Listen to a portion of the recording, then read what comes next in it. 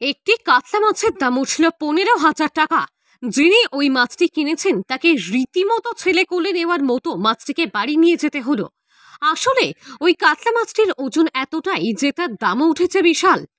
আবার মাছটির ওজন বেশি হওয়ার কারণে ছেলে কোলে তোলার মতো বাড়ি নিয়ে যেতে হয়েছে।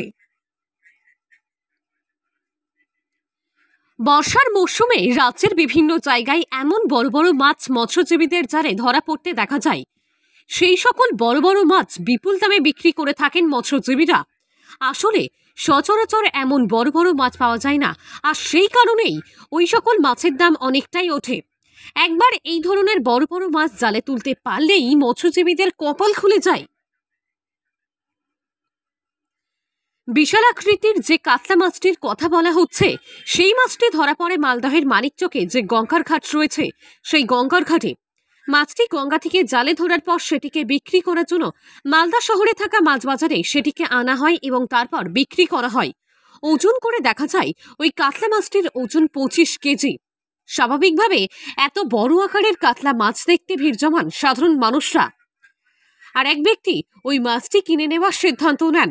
মাছের দাম দর শুরু হয়। শেষমেশ মাছ ব্যবসায়ী ওই মাছটি 600 টাকা কিলো দরে বিক্রি করার সিদ্ধান্ত নেন। মাছটির মোট দাম দাঁড়ায় 15,000 টাকা। মালদহ শহরে থাকা মাছ বাজারে থেকে বাপ্পা চক্রবর্তী নামে ওই ব্যক্তি মাছটি কিনেছেন এবং তিনি জানিয়েছেন, বাজারে দেখলাম আজকে গঙ্গার একটা কাতলা উঠেছে, 25 কিলো ওজনের কাতলা, 600 টাকা করে কাতলা আমি নিজে কিনলাম। এবং এইটা দেখে আমি অভিভূত হলাম যে কাতলার যে সাইজ এবং কাতলার যে একটা কালার আমরা সচরাচর বাজারে দেখতে পাওয়া যায় না।